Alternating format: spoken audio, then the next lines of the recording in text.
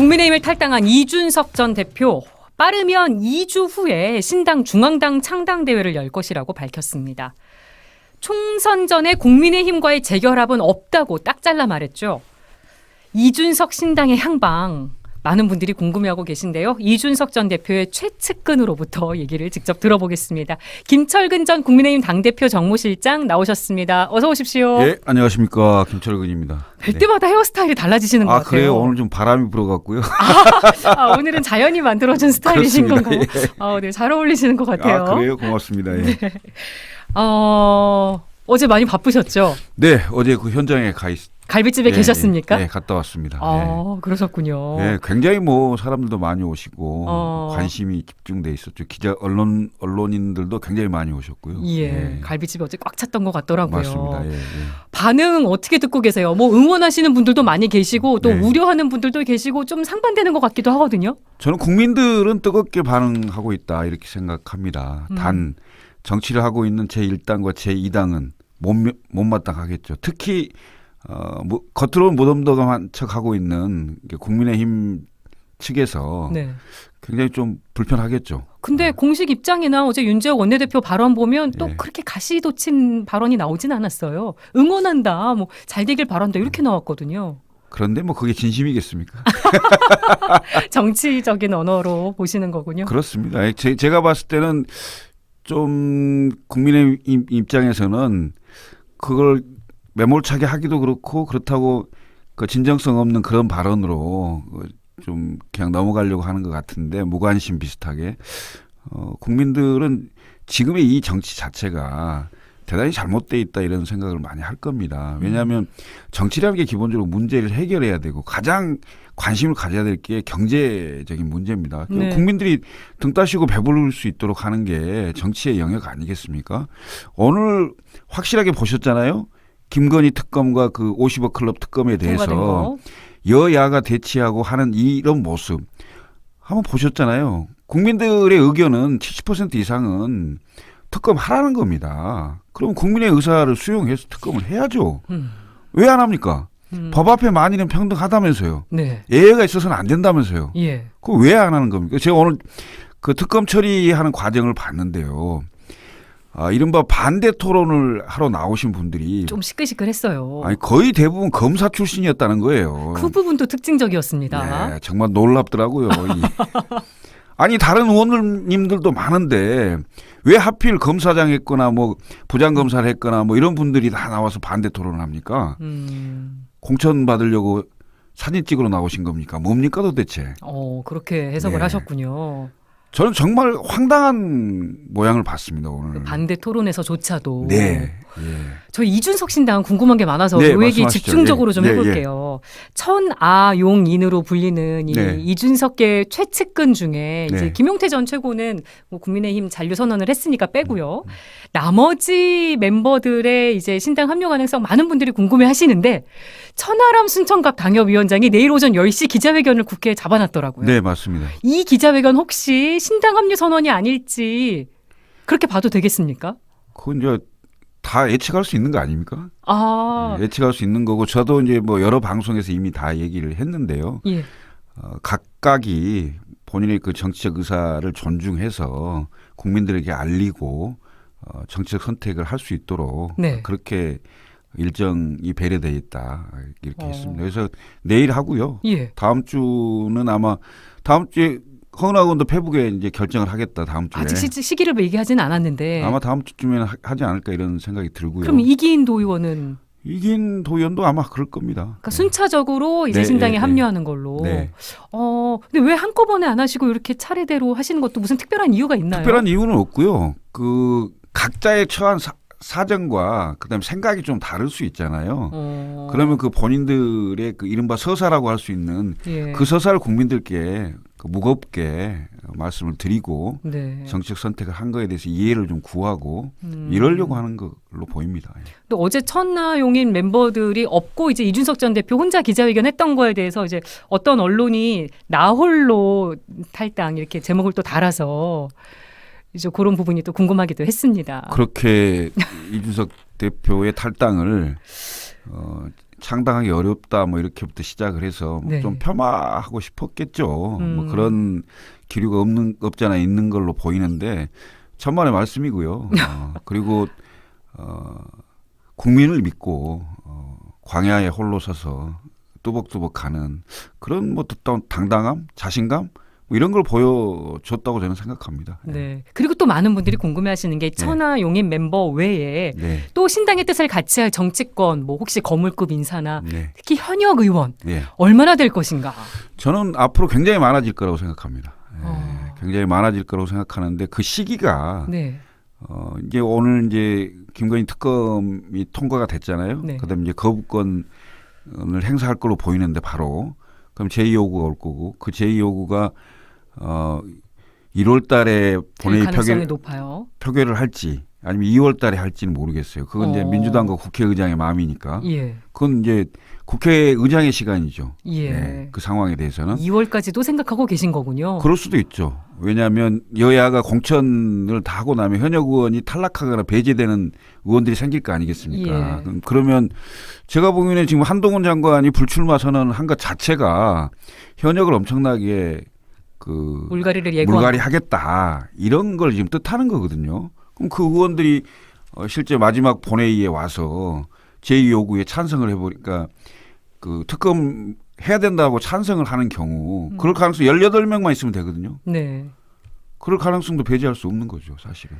혹시 아직 합류하진 않았지만 합류 의사를 보이거나 미리 알려준 의원이 있는지 인사가 있는지 궁금한데요. 그런 분들은 꽤 있습니다. 예. 몇 분이나 되실까요? 여야를 합쳐 보면 여야를 합쳐서요. 예, 꽤 된다고 봐요. 예. 그 국민의힘에만 한정된 게 아니군요. 그렇습니다. 예. 그렇군요. 이 전 대표가 총선 전에 이제 국민의힘과의 재결합은 네. 없다고 못 박은 부분. 네. 그러면 이제 한동훈 비대위원장과는 경쟁하는 구도로 가게 된다 이렇게 봐야 될까요? 그렇죠. 왜냐하면 이제 이준석 대표가 총선 전에 뭔가 이렇게 이 국민의힘에서 이준석 전 대표는 돌아올 수 있다. 뭐 이런 얘기를 자꾸 흘리면서 신당이 국민들의 지지를 받는 거에 방해하려고 하는 전략으로 그걸 흘릴 거예요. 그거에 네. 대한 사전 차단용이라고 저는 보이고요. 실제 그렇게 될 수가 없습니다. 네. 당을 떠나지 않았을 때는 떠나지 않았을 때와 당을 떠나서 새로운 당을 만들면 굉장히 상황이 달라지는 겁니다. 왜냐하면 세력 자체가 분화되는 거잖아요. 네. 그럼 그 따로 이른바 살림을 차려서 당을 만들었는데 어떻게 돌아옵니까? 방법이 없어요. 네. 이준석 전 대표 어제 기자회견문 중에 이런 네. 구절이 있습니다. 누군가는 대한민국 위기 속에서도 상대를 악으로 상정하고 청산하는 것을 소명으로 생각한다. 네. 이 부분도 운동권 청산 얘기한 한동훈 비대위원장을 좀 향한 말로 보이는데. 이게 지금 우리 정치가요. 적대적 공생관계라고요. 예. 반사이익만 취하고 있습니다. 그렇게들 얘기하죠. 그런 상황에서 대한민국의 문제라고 할 수 있는 이른바 저출산, 지방 소멸, 그다음에 전 지구적인 문제인 기후 문제 이런 것이 여야가 없잖아요. 당연히 해결해야 할 문제인데 옳은 얘기를 해도 상대가 얘기하면 무조건 반대해야 되는 이런 정치적 구조를 가지고 있습니다. 이게 대단히 잘못되어 있는 거잖아요. 더군다나 정치를 처음 하러 들어오신 분이 네. 비대위원장 그 수락 연설에서 뭡니까? 도대체. 예? 저는 검사의 전형적인 발언이었다 이렇게 생각합니다. 네. 검사는 기본적으로 검투사의 기질을 가지고 있는 거잖아요. 한동훈 장관이 검사일 때 별명이 조선 제1검이었습니다. 예? 네. 그 실력을 그대로 유감없이 발휘한 얘기지. 검사스러웠다. 검사죠, 검사. 더 심하게 얘기하면 서초동 사투리 쓰는 겁니다. 네. 본인은 무슨 뭐 5천만의 언어를 쓴다고 하는데 제가 듣기로는 여의도에 왔으면 여의도 말을 써야죠. 예? 서초동 사투리 쓰면 그게 통합니까? 운동권 세력을 강하게 여러 번 언급하면서 비판했죠. 아니 운동권이든 이재명 대표든 네. 뭐 비판할 때는 해야 되겠죠. 그런 때와 장소가 있는 겁니다. 본인이 국민의힘의 당 대표격인 비대위원장으로 왔으면 자 강서구청장 보궐선거에 왜 패배를 했으며 그다음에 거기에 지적됐던 대통령 국정운영 기조의 변화라든지 아니면 당정 일체의 문제라든지 네. 그다음에 대통령실에서 공천에 관여할 수 있는 이런 문제라든지 그다음에 앞으로 오면 한동훈 장관이 약점이라고 할 수 있는 윤석열 대통령과의 관계, 네. 이미지, 이른바 검사 동일체 원칙에 의해서 상명하복이 정확한 이런 것들을 어떻게 나는 해결을 하겠다. 앞으로는 이렇게 하겠다. 네. 뭐 이런 얘기를 해야 될 거 아닙니까? 예? 내가 뭐 정말 너무 답답했습니다. 사실은 그 얘기를 듣고. 네. 이런 상황에서 그럼 예. 이준석 신당은 얼마나 이 내년 총선에서 의석을 확보할 수 있을 것인가도 관심이 지금 많이 쏠리고 있습니다. 네, 네. 홍준표 대구시장이 네. 비례대표 7, 8석 정도 가져갈 수 있을 것이라고 전망을 했더라고요. 네. 어떻게 들으셨어요? 그 홍준표 대표 생각이죠. 훨씬 더 왜냐하면 많이 얻어갈 수 있을 것이다. 저는 굉장히 큰 파괴력이 있을 거다 이렇게 어느 생각. 정도까지 예상하세요? 그 이제 예상 수치는 정확히 말씀드릴 수가 없습니다만 왜냐하면 지금 그 삼지대 전체가 하나의 큰 흐름으로 가고 있으면서 이제 세력을 확장해 가는 과정이 될 건데 그 세력이 어느 정도까지 확장이 될지 이런 게 좀 정확한 가늠이 안 돼 있는 상태이기 때문에 네.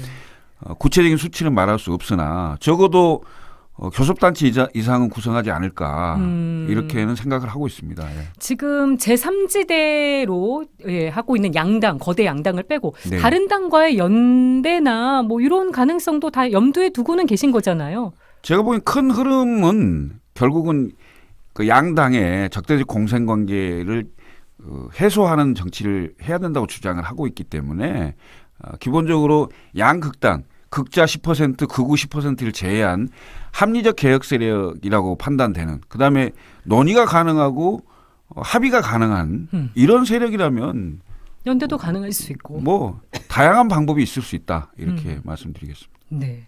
안철수 국민의힘은 어려울 거다. 총선에도 큰 영향을 없을 거다. 이렇게 얘기를 했더라고요. 또 이준석 전 대표랑 그 식당에서의 논란도 네, 있었고 네. 여러 일이 있어서 그랬는지 제가 더 이렇게 발언을 한 게 아닌가 싶기도 한데요. 안철수 의원님은 잘 알죠. 정치권에 몇 안 되는 안잘알 중에 한 명인데요. 제가 안철수 의원님하고 무소속 그 대선 출마 때부터 한 같이 하셨죠. 8년 6개월 정도 있었는데요. 요즘 안철수 의원님이 하시는 말씀이 주변에 조언해 주시는 분이 별로 많이 없나 봐요. 그래서 그 정무적 판단이나 어떤 정치적 행보를 하는데 상당히 좀 그 국민적 공감대를 이루지 못하는 네. 그런 발언을 좀 많이 하시는 것 같아요. 근데 물론 본인이 삼지대 정당을 해봤기 때문에 뭐 이런 얘기를 하시는지 모르겠습니다만은 그것을 추진하는 사람의 스타일과 정치력에 따라서 항상 달라질 수 있는 거기 때문에 네. 다 본인 같다고 생각하면 안 되죠. 주변에 정치적 조언을 해주는 사람이 요즘 좀 부족한 것 같다 네, 진단을 해주셨고 한동훈 비대위원장 얘기 예. 좀 더 해볼게요. 예. 오늘 이제 김건희 특검법 통과된 거 관련해서 이게 한동훈 비대위원장의 정치력 시험대가 되지 않겠냐는 얘기가 많이 나오고 있습니다. 네. 어떻게 대응을 하면서 길을 모색할 것인가? 어떻게 보십니까? 본인이 좀 다른 얘기를 할 수 있는 걸 다 먼저 차단한 것 같아요. 무슨 민주당이 선전선동을 할 수 있는 악법이다 이렇게 먼저 규정을 했기 때문에 그 악법을 대통령한테 당연히 거부권을 행사하도록 그렇게 요청할 수밖에 없는 그 길을 만들어놨죠. 그리고 당은 이미 또 요청을 했어요. 네. 거부권 해달라. 예? 그럼 한동훈 장관의 이미지라는 게 결국은 윤석열 대통령의 국정운영 평가가 한 30% 내외잖아요. 네. 그럼 여기다가 총선에 이길 가능성이 있으려면 적어도 한동훈 장관이 외연 확장을 해와야 되잖아요. 네. 그러려면 윤석열 대통령과는 좀 더 차별화된 이런 발언과 비전을 보여야 중도라든지 젊은 세대라든지 뭐 호남이라든지 이런 부분들이 확장성이 있을 텐데. 네, 조금 움직임이 있을 건데 지금 윤석열 대통령을 지지한 사람들만 한동훈 비대위원장을 지지하는 그러면 대통령 한 분도요 검사 출신 힘들어요. 근데 집권당의 비대위원장마저 검사스럽게 계속 한다면 어떻게 외연 확장이 되겠습니까? 네. 저는 김건희 그러니까 쌍특검 중에서도 핵심은 김건희 여사 특검이었는데 거기에 대해서 다른 얘기를 할 수 없다면 네. 한동훈 비대위원장에 대한 평가는 끝났다. 이렇게 보여집니다. 당장 이준석 전 대표는 따끔하게 얘기를 했습니다. 네. 여당의 특검법 수용하라. 이 네. 부분은 또 확실하게 목소리를 냈더라고요. 아니 저는 지난번 방송에 왔어도 그 얘기 했지 않습니까? 예. 수용해야 된다. 네.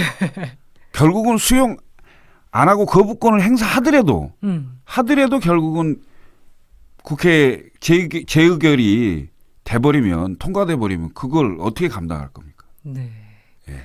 오늘 그리고 한동훈 비대위원장이 비대위원들을 인선을 했는데 요거 어떻게 보셨는지 궁금하네요. 아, 예. 제가 참 실망을 많이 했습니다. 어떤 부분 가장 실망스러우셨습니까? 우선요. 누구 그러면 알만한 사람이 아무도 없어요. 거의. 그래도 젊은 사람들 네. 그리고 또 비정치인들 많이 이제 영입한 점을 강조하고 있는데요. 자, 국민의힘은. 기본적으로 한동훈 비대위와 비교되는 해서 성공한 비대위를 꼽으면 꼭 박근혜 비대위를 꼽잖아요. 제일 많이 얘기하죠. 자, 그럼 박근혜 비대위 때 한번 사람을 보세요. 당시에 김종인 비대위원, 이상돈 비대위원, 이양희 비대위원, 이준석 비대위원 네. 뭐 이런 분들이었어요. 정치의 영역에 몸을 담고 있지는 않았지만 그래도 상당히 국민들에게 알려져 있던 분들이에요. 예. 그리고 이분은 무엇 때문에 그 비대위원이 됐다. 이게 명확했어요. 김종인 비대위원은 경제민주화. 네. 예? 그다음에 이준석은 청년. 네. 그다음에 이상돈 비대위원도 굉장히 바른 지적을 많이 했거든요. 네. 근데 지금 와 있는 비대위원들 뭐 하시던 분들인지 잘 모르겠어요. 예. 인지도가 일단 너무 떨어진다는 부분. 제가 보기엔 너무 얘기 안 된다 이렇게 보여지고요. 특히 또 한 분은 노인들은 빨리 돌아가시라는 발언을 하셔갖고 지금 대한노인회에서 난리 난 거 아닙니까? 뭐 그때 즉시 바로 사과를 했었다고 합니다만 그래도 발언을 했었던 건 사실이니까. 아니 국민의힘의 주요 지지층이 어르신들인데 어르신들 빨리 돌아가시라 그러면 이 당을 뽀개려고 온 겁니까? 뭡니까 도대체? 그런 부분도 문제라고 보시는 거고. 아 크죠 문제가. 예. 한동훈 비대위원장이 수락 연설에서 꺼냈던 운동권 심판론 총선 불출마 카드 요 전략들은 어떻게 보세요? 총선 불출마 우선 얘기하면요. 총선 불출마는 본인이 출마해서 당선이 가능하면 그런데도 불구하고 총선 불출마를 하면 그건 희생이 되는 거겠죠. 네.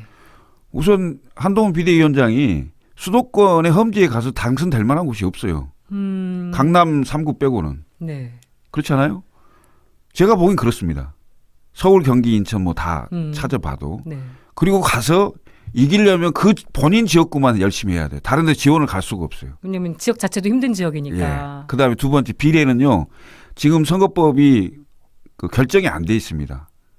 연동형으로 갈 경우에는 위성정당이 나올 게 거의 확실시 되는데 네. 비대위원장이 위성정당 가갖고 비례대표 받을 수는 없잖아요. 또 모양이 이상하죠. 모양이 이상한 게 아니고 당을 탈당해서 그 당으로 가야 되니까. 네.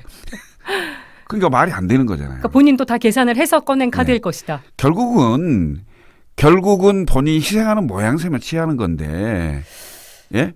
그러면서 이제 소기의 목적이 있습니다. 네. 영남 다선 중진 용퇴하든가 네. 아니면 수도권에 가라. 나도 출마를 안 했다. 예? 승리하더라도 과실은 나가 따먹지 않겠다. 뭐 이런 얘기를 한 건데요. 제가 보기에는 별로 설득력이 없어요. 구도 녹록하지 않고 네. 비례도 녹록하지 않고 좀 어쩔 수 없었던 선택인데 희생으로 포장했다 이렇게 보시는 것 같습니다. 그렇죠. 희생으로 포장하면서 결국 영남 중진 다선 의원들을 겨냥한 거죠. 영남 물갈이를 겨냥하는 겁니다. 예, 제가 들어오기 전에 기사를 잠깐 봤는데 현직 부장판사가 사직을 했다 그래요. 네. 출마한다고. 지금 판검사들 많이들 네. 문을 두드릴 걸로 보이죠. 그럼 현직 검사가 그만두고 나올 정도니까요. 부장검사인데 네. 저는 이미 그 소식을 상당히 오래전에 알고 있었고 방송에서도 얘기를 한 적이 있는데 그렇게 하는 분들이 꽤 생길 겁니다. 예. 네, 생길 거고 그분들한테 자리를 만들기 위한 중진 의원 용태인데 네. 자 서울 수도권은 기본적으로 어렵다는 상황인 거 알 거 아닙니까? 그러면 이제 TK 같은 경우에는 여전히 그래도 보수의 강세 지역이니까 그럴 수 있고 내일 당장 선거한다면 영남 자민련이 아니고 TK 자민련일 건데 PK는 굉장히 힘듭니다. 네. 특히 부산 쉽지 않아요. 왜냐하면 부산의 민주당이 지난번 지방선거 때 오거돈 시장 꽤 많이 당선되고 얻었어요. 구청장이 전원 민주당이었어요. 그럼 그 사람들이 이번 지방선거 때 다 떨어졌거든요. 네. 그럼 그분들이 다 나오겠죠. 다 국회의원 출마합니다. 그럼 지역의 조직이 굉장히 강하다고 봐야 돼요. 그러면 지금 우리 현역 의원들하고 싸워도 버거운 상황인데 정당 지지도가 월등히 높은 상황에서 예를 들면 이제 다선 중진들한테 희생을 좀 해서 용퇴를 하고 네. 거기에 신인을 이제 정치 신인을 내보내면 정당 지지율 때문에 승리가 가능합니다. 예. 근데 지금 정당 지지율이 비슷하거나 더 떨어질 수도 있는 상황인데 여기서 신인들을 내보낸다? 쉽지 않을 것이다. 그러면 그거 다 질 가능성이 더 커진다는 거죠. 그럼 예. 총선 전략에도 맞지 않고 희생을 포장한 물갈인데 네. 이게 먹히겠느냐. 국민들한테 먹히지도 않고요. 기본적으로 당사자들이 다 반발할 겁니다. 네. 굉장히 잡음이 커질 거라고 예상을 하시는 거네요. 네, 그렇습니다. 네.